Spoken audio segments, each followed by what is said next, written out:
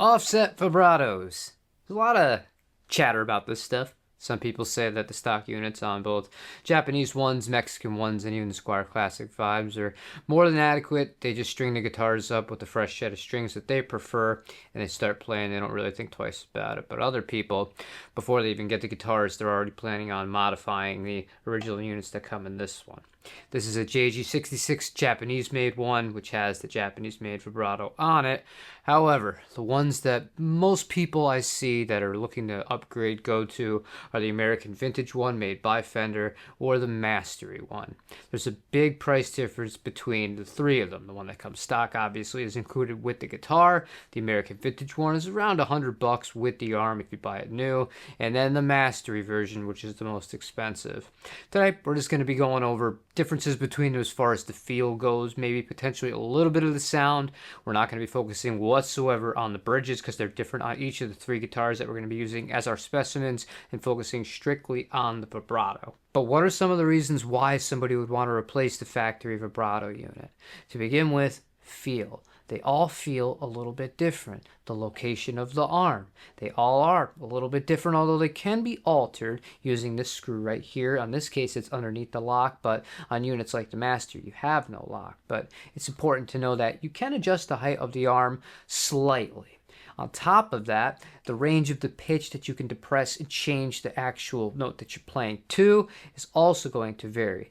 On the Japanese vibrato, like this one that we have right here, it's not going to have the same range as something like the Mastery, for example.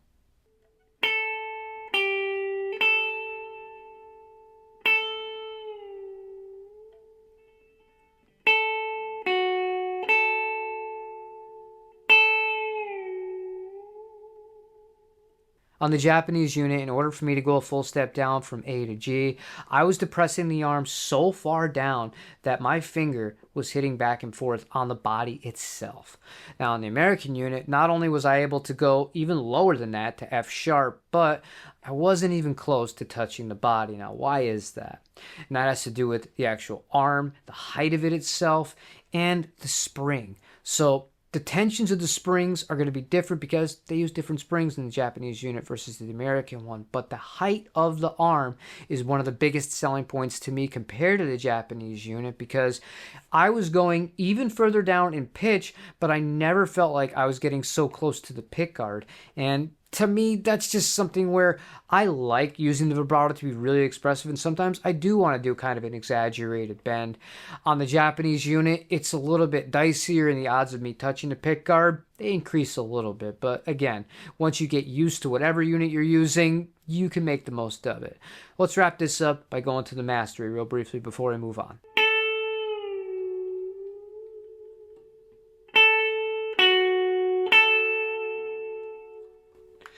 Just like the Fender unit, we were able to go down to F sharp there, so a step and a half, and it didn't take much as far as the pressure involved in pushing on the arm to depress it to get there. To me, the feel of the Japanese unit is vastly different from the feel to the other two units that we just tested that are made in America, but between the Mastery vibrato and the American vibrato from Fender, I don't think that there's much difference between them. However, there's one design area where the Mastery vibrato is definitely advanced compared to the American Vintage one that Fender offers, and that goes into how you actually mount the arm. On the American Vintage one, you take the arm, you depress it, and push into the vibrato unit so hard that you hear a click. After you hear the click, it's good to go. You don't have to worry about anything. With this unit, there's an actual screw so you can tighten and adjust how stiff or how much play you want the arm to have. Perhaps you want it to be really tight and not move around all that much, and you use it a lot. That's perfect. You could alter it so that it's kind of how I have it set up right now. It wags freely, but it's not just aimlessly wandering about. And over time with the American Vintage units, that can become a problem. There's ways to mitigate that, but as a whole here, the Mastery vibrato is very well thought out in the way that it approaches mounting the arm. Finally, the last difference I'm going to talk about between the Mastery vibrato and the American Vintage vibrato from Fender is the fact that the Mastery ones do not come with a lock on them. Some people don't care about that. They don't think it's a big deal whatsoever, and they never had problems or fight scenarios where they would find themselves wishing that they had a lock. But me, maybe I'm just a creature of habit and I like things not to change. But in practice, the purpose and how the lock has saved me a few times, if you break a string on it, you lock it, it basically makes it so it's not a floating vibrato anymore, meaning you can't go up and down, but you can only depress it. So you can lower the pitch, but you can't increase the pitch if you wanted to do that, which you typically could when the lock is not enabled on the instrument. For me, it's a feature I like. Is it a deal breaker? Not necessarily. That's going to come down to personal preference. Before I tell you which unit I feel is not only the best value, but the best feeling one available on the market, I think it's important to recognize the fact that even the Classic Vibe, which wasn't shown today, that unit, Japanese unit, Fender American Vintage, obviously, and the Mastery have all been proven to work in professional environments. You can play with them live, you can record with them. You're not going to have any problems as long as the rest of your guitar is set up well, and it's all about preference and how much money you want to invest into your instrument. But for my money, this is a very nice unit on the Mastery, but I think the American Vintage one is a no-brainer for me. It's about half the price, and I don't notice a whole ton of difference with the feel of it, plus I get a lock on top of that.